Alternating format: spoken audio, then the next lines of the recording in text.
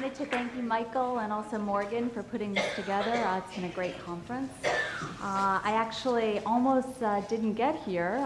We decided to drive up from New York, and after 9 hours of being in the fog and the rain, we actually almost got arrested at the border. True story. The fellow I was with, who I won't name, except he is head of a book industry group in New York, who was singing Irish songs, decided to run a few stoplights, and the border guard was not happy. So anyway, here we are. So the key points I wanted to talk about today is the fact that there is a crisis going on in the book industry, and I'm going to talk about some opportunities that'll come from digital, or that has come from digital innovation, in particular with Daily Lit, and also hopefully give you some concrete takeaways for today. This has really been a personal journey for myself. I used to be an avid book reader. I don't know how many of you can identify with this, but used to read lots of books, and then in this crazy, crazy life, running from work to family to just getting all of those errands done, there was no way that I had time to sit down for 2 or 3 hours at a time to read a book. It's just been awfully crazy, and at night when I thought I'd have time to read, all I wanted to do was watch a little Jon Stewart on TiVo, and that was it. I was gone. And so this has really been my journey to figure out, have I been alone in this? Is it that other people have also experienced this, that they haven't had time to read? So really, I think we need to ask whether we should all be worried, whether, through our searches, what I found is that people are reading fewer books, and people are indeed buying fewer books, that reading skills are declining, and then we need to ask the question, is there more fun that's being had elsewhere? And finally, is there something wrong with books, or maybe with publishers publishing books? So as I went about trying to figure out whether I was alone, I looked and found indeed that we are reading fewer books. If you look, this is pretty amazing, that from 1982 to 1992, this is and then 1992 to 2002, it's been an 18% decline in the number of folks reading books. So that in 20 years, it's about a percentage point a year. And if that keeps going, as an industry, we're really in trouble. And then I wanted to find out, is it just that we're that we're reading fewer books, or also that we're buying fewer books? And indeed, people are buying fewer books. Sales of books have declined 6% between 2000 and 2006. Again, that's 1 percentage point a year. And if you map that out, every year, if it goes down by 1%, it's a scary, scary thought. What's going to happen a few years from now? 10 years from now, 20 years from now. And then I found that consumers, that we're all spending less money on books. It's down from $33 to $28 between 1985 and 2005. Again, if this keeps going down, and if you think about it, for these years, the money that people have to spend has really been going up, but the number or the amount that's been spent on books has been going down. And this, by the way, is on a per family basis.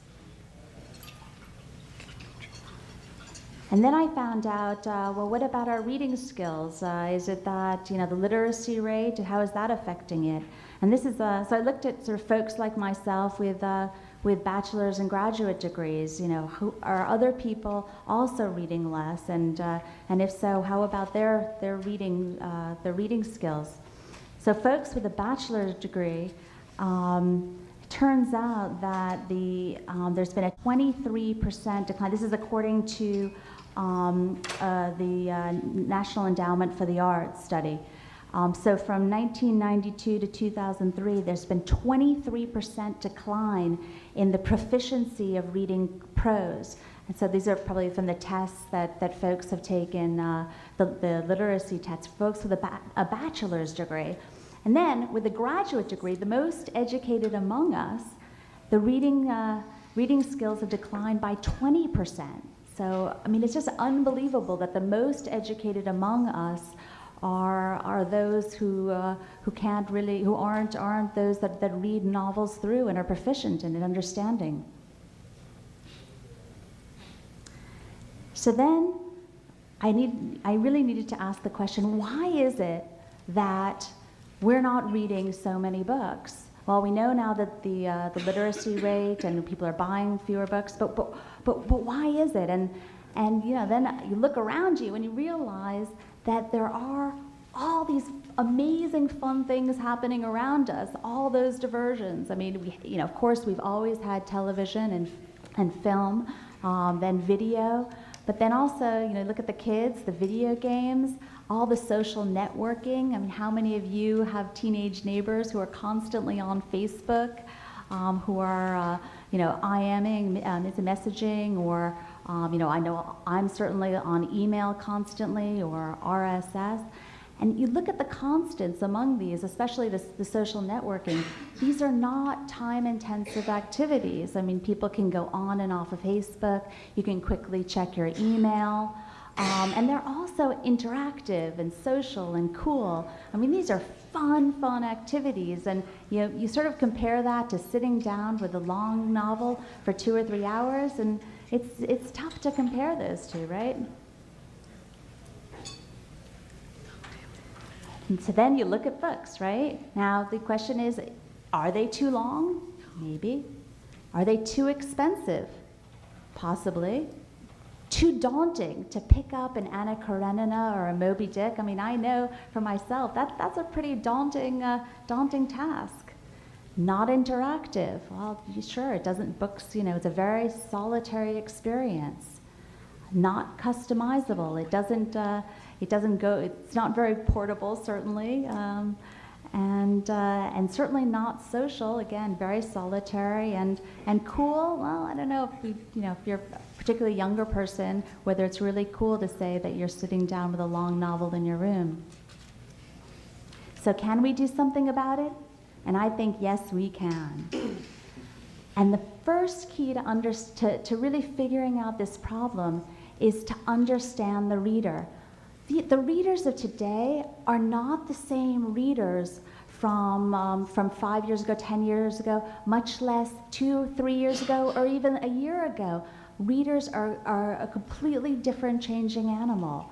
They have many more demands on them. I know from my own life, I'm running like I've never run before. Whether it's the demands of family or work or school or after-school activities.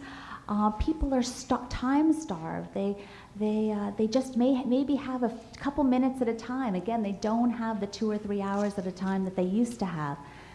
And also short attention spans. I think there really is something to the fact that this generation, they go in and out of things with Facebook or email that just take a few seconds.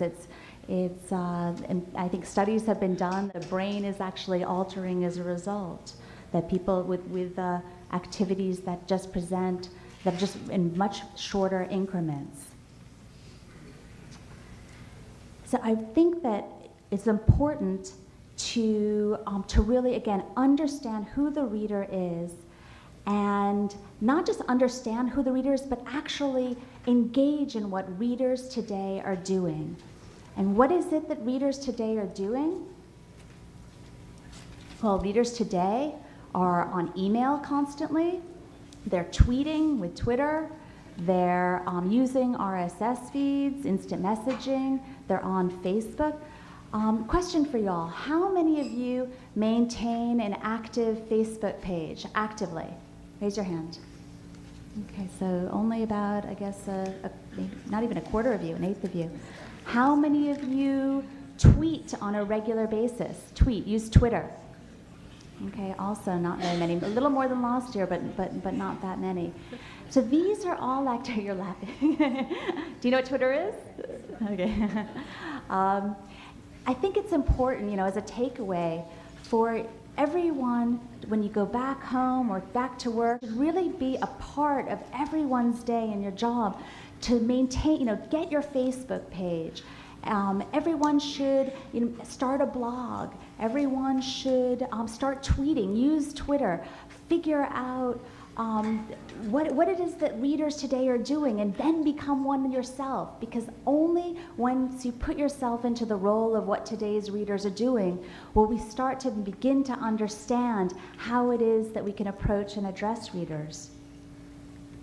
Now, I started Daily Lit because, and actually used the technology of email and RSS, again, because I had simply no time to read.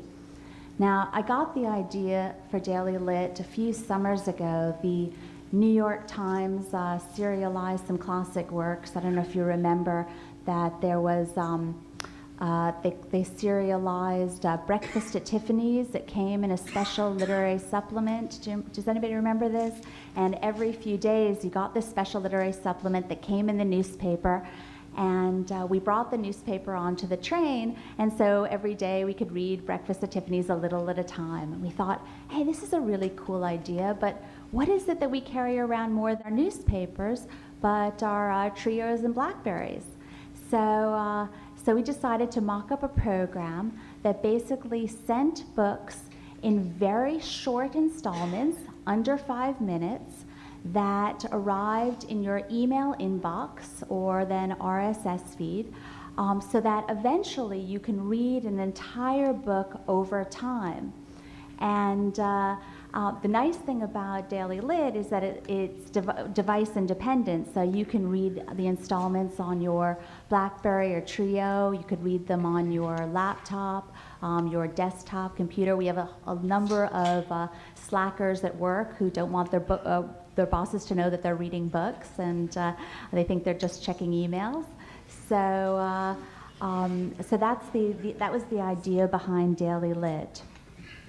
And here's one title. This is Skinny Bitch, and the way this works is you select a book, and you put in the days of the week and the time of the day that you want to receive your installments. So let's say you're a commuter. You may want to receive your installments at 6:30 every weekday morning.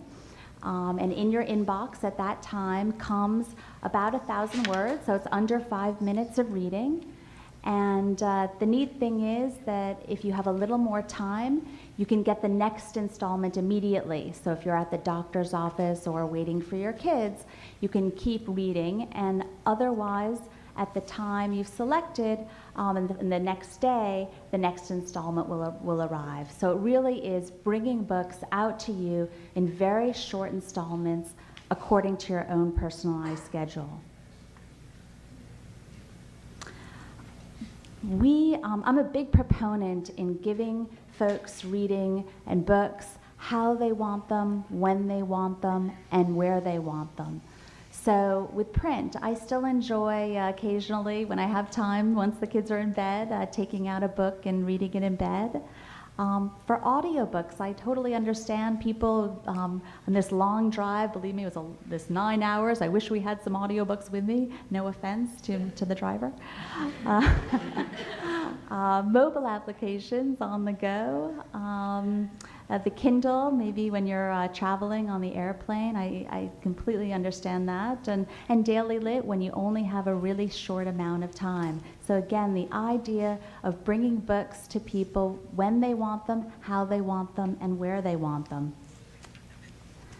Now, I really think that other media are getting it. So the idea that you need to personalize and customize the experience for the individual user. So for instance, TiVo, I mentioned that I watch Jon Stewart at night we go to bed early, so 9:30 in the evenings. That's when I want to watch my Jon Stewart, and that's when where it is on my TiVo whenever I want it. Same with TV online. I mean, it's amazing that in the last or I guess now 20% of all Americans watch TV on the internet. And the reason that was stated was because people wanted to watch when they wanted to watch on their own schedules. And that was, this is according to a study, I guess just came out in 2008, and that was double from 2 years ago. And I bet you since then, it's gotten even more frequent that people watch TV on the internet. And similarly with films on demand or iTunes, other media understand that we need to customize and personalize and give folks books when they want them and where they want them and how they want them. Now it's interesting, we wanted to figure out how many people are really making use of the feature where you can dictate the days of the week and the times of the day that people receive the installments. So the delivery frequency that you see here, 54% of the people who registered for a book changed the default setting to the days of the week they want. I can't remember, the default setting may be every weekday, but they actually changed it so that it was either every day or every other day, and you can even go deeper and get it once a week or Mondays and Fridays, however you wanted to it. But 54%, if you think about it, it's an amazing number. Usually people select the default more like 85, 90, 95% of the time. So this is really people saying that they want to receive their installments or read books when they want them. Similarly with delivery time, the time of the day that they receive the installments, 64% actively changed the default time of when they wanted to receive their installments. Again, people are really affirmatively saying, I want to read when it is I want. Don't dictate it for me. I want to actively figure out and have the installments come according to my own schedule. 11% of the people use the send me the next installment immediately feature. Again, it's the idea of getting the installments. If you've got a little more time, they actively want to get them immediately when it is they want them. And I guess this number actually has been increasing as well. We've been also really trying to listen to our readers. I know that's been one of the themes that has gone on throughout the day here, and it's very much been our focus that we listen to our readers and we respond to them. So for instance, people have said, look, 1,000 words isn't good enough for me. I want to receive longer installments. So what we did was, there's a feature whereby you can change your personal settings and get either 2 times as long as an installment or 4 times as long of an installment if you're a more avid reader. Similarly, we were delivering installments via the RSS feature, email feature, and people requested the RSS feature.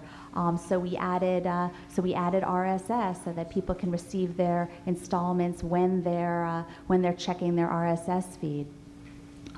Similarly, people wanted to-read lists, so we created to-read lists for the site, and also ratings and reviews. So the idea of really listening to your readers and responding to the kinds of features that they've requested. We've also actively, again, another theme of reaching out to the readers, and we've done that via our forums, comments to our blog, from people. We would write a blog, folks would comment on it, we would comment on to them. We'd reach out to other blogs, or also we've created online surveys whereby people could tell us what it is they wanted. And Twitter has also been a great mechanism to hear what people are saying about us and to be able to respond to them. People have also, when you listen to your reader, there are amazing ideas that have come out. Wikipedia tours was one idea that we got from one of our bloggers, and he suggested, wouldn't it be cool to have a knowledge tour? The idea that every day you get a little bit of knowledge about a particular subject matter in your inbox. So what we did was we created a wine tour, and every day you get a Beaujolais, a paragraph about Beaujolais. The next day might be Riesling or Chardonnay the following day. Just that tiny little bit of knowledge. It's only a paragraph long, but just that enriching knowledge a day. Similarly, we did the same thing with Greek mythology. You can get a god or goddess in your inbox every day, which is just kind of fun. And we've got presidents. I think we now have about 35 different knowledge tours, by the way, all for free. And I'll get to that in a second. People wanted to learn via Daily Lit. I think the idea of getting installments every single day, very short installments, is a powerful educational tool. And so what we did was we worked with Berlitz and launched a Berlitz Spanish course. So every day you get a little Spanish lesson in your inbox. We did the same thing with Stanley Kaplan for the SATs. And every day you get 5 vocabulary words in your inbox, and then at the end of the week is kind of a little quiz about what you learned that week. So again, the idea of every single day you just get that little spark of knowledge or something more meaningful than all the other things we've been reading. People have also requested that we add a gift feature. They wanted to send Daily Lit books to their friends. And the neat thing about this feature is that when you send the book, there's a gift message, which is usual, but then in every installment you can put a short personalized message, love from Michael or whatever you wanted to say. So it's that nice daily reminder of the person as well. And that got a really nice response. And this is, again, also, by the way, also this is free as well. And with our free books, it's all free. Flirting with books, making them social and fun and cool. Again, I think it's all of our jobs to band together. How is it that we're going to bring reading back and reading books back to people and making it current and making it as fun as all of the other millions of activities it is out there? What we did was we launched something called The Big Read. And what that is we selected a title. Our first one was The Curious Case of Benjamin Button. It's a short story. And we decided that rather than having thousands of people read thousands of different books, let's pick one book that thousands of people can all read together at the same time. And that got a great response within the first first month or so. We had thousands of people signed up to read. And the other thing we did, which is kind of interesting, is we decided to bring the profiles to the forefront. People, when they register, they can put their profiles and something about them, but I think there's the idea of when you sign up for a title, seeing that there are other people who are reading the book along with you, that you're not alone. This is not a solitary activity.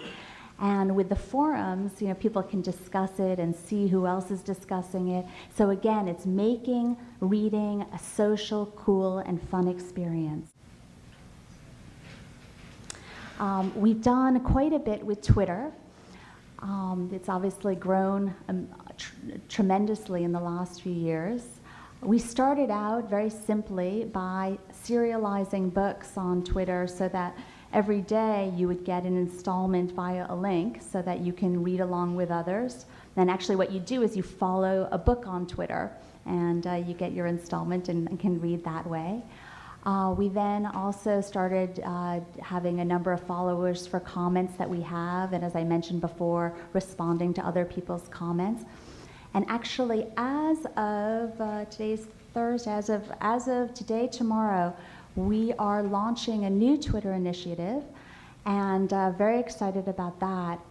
The way it's going to work is when you sign up for a book on Daily Lit, you can enter in your Twitter ID and password, and then all the actions that you take on Daily Lit will automatically be tweeted to all of your friends and followers.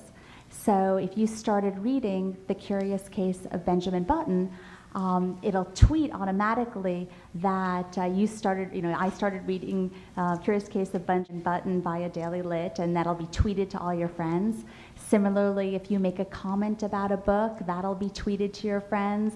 Or we have, when you finish a book, I think we say something like, woohoo, finished a book on Daily Lit. So, so that's a really nice way of bringing your books out to make other folks aware of what you're reading, and for publishers to expose yourselves and your books to people who may not be aware that you and your friends are reading it. So it's a really nice kind of social interaction that we're very interested in and are very excited to implement.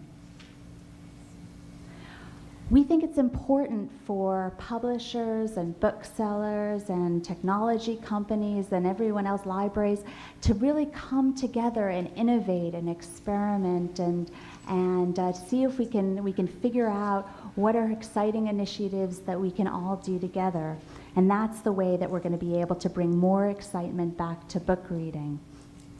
This was, we launched the first Madoff book published via Daily Lit as a first serial.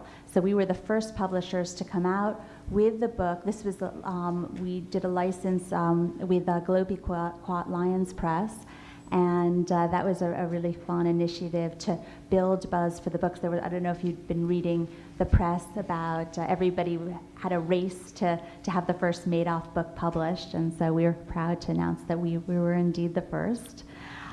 The idea of figuring out how to build buzz around books and launch different kinds of books that you can launch in serialized ways that may not fit another kind of format. We're starting to speak with publishers and authors about creating quote-unquote books for Daily Lit that are a little more innovative. So, for instance, we've been speaking to a famous business book author who just wrote a best-selling business title, and what we're going to probably do is launch tips around the business book. So using ancillary material so that every day somebody will get a particular tip about that sort of references the business book or lessons learned from the business book. And we think that's a really nice way to launch an original series on Daily Lit using ancillary material from publishers, and then also brings concrete value and something that readers would really want to read. This is something we launched with Tom Peters. These are 100 ways to succeed and make money. So a similar idea of getting that spark of knowledge in your inbox every day. You get a meaningful tip. It's actually a really fun read. It's only about a paragraph a day, but you feel like you're being enriched every single day. And that is actually for free. So.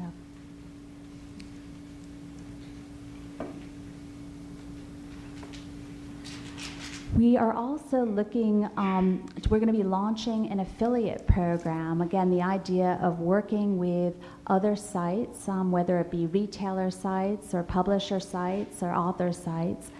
And the way that works is if somebody signs up for a Daily Lit book on your site, let's say it's barnesandnoble.com, then the neat thing is that in every installment of that book, will come an indication you found us through barnesandnoble.com. Or similarly, if somebody signed up for a title on the Random House site, you found us through randomhouse.com, and those are then links back to the site.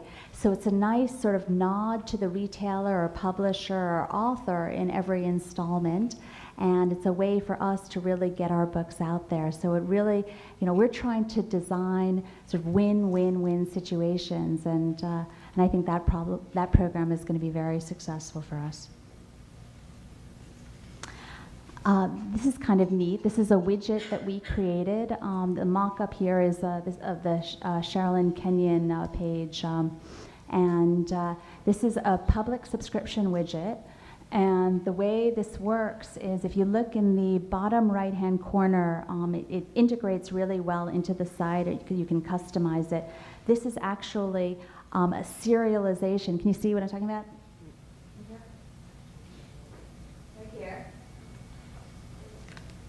And that can actually be a serialized book. And if that were, imagine if that were a business site, it might be that tip a day. And every day it changes so that you're creating new material for the site every single day. So it's a nice way to build community around the site, and then also great exposure for the book. And let's say, so you're reading this, and if you want to read more of that, you just click on the link, and then the neat thing is there's a light box that shows up directly on that site. So people are not leaving the sites. I know that's one concern, is you don't want people to leave the site that they're at, and so we built it so that people can keep reading if they want to, and stay on that site. We've also been working with a number of different platforms to get our serialized books out there. We've been working, for instance, with Vigo, which is a local enterprise here. It's a I guess a software application for mobile devices, and we have our own book channel on Vigo. They're a different entertainment channel. We're in the book channel there. And we did a test, I think only 5-10 books or something, and then in the period of probably a month or so, we got like 70,000 people reading our books, and these were not the sexiest books, so it's interesting that you can try with different kinds of books and see where it takes. So we're going to extend that relationship shortly. In terms of the price point, we I guess about half of our books are free. We have public domain titles, titles from Creative Commons. We've also made free our original content, like the Wikipedia tours, and then the titles from publishers. There are certain titles that publishers want to make available for free, and that's great. We do that. Other times we've launched paid titles. We try to keep the price low for our consumers, between $4.95 and $9.95. We are going to be testing some higher price points, and the reason we're doing that is that people have requested sexy frontless titles, and certain publishers won't allow us to require that we pay them a certain amount per title. So we're going to have to, so we don't lose money, we're unfortunately going to have to raise the price for those particular titles, and we'll see how those go. When we did the survey, we asked people what is it that they want, and by far the biggest response was they want more free contemporary titles. So what we decided to do was to launch a sponsorship program that allows either third-party sponsors, like corporate sponsors, to sponsor a book. In this case, this was H. Stern that sponsored This Moment on Earth by John Kerry. And as a result of that sponsorship arrangement, we were able to give this book for free to the readers. So it was sort of, again, a win-win-win situation. The sponsor was able to get a nice sort of acknowledgement in every installment. The readers were able to get free books, and the publishers were able to get some revenue from each of the titles. We're also going to be starting to work with publishers to launch books in this program that they make available for free, and then in that box they can use that as a way to promote the hardcover sales. So I've been talking to one publisher about having in that box receive 30% off the hardcover sale, and then have that be a link then to their site. And in that case, what we're doing is that's a short story collection, and we're going to launch a few of the short stories for free, and then somebody will be able to read the rest of the collection in the hardcover. So again, the idea of just meeting, trying to figure out how is it we can work together to bring the readers what it is they want, and so it creates this win-win-win situation.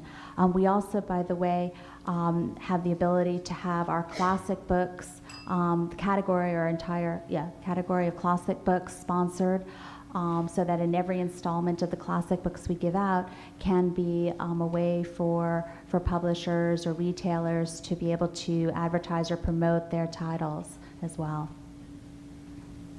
So you get it? You gotta appreciate the changes in your readers' lives.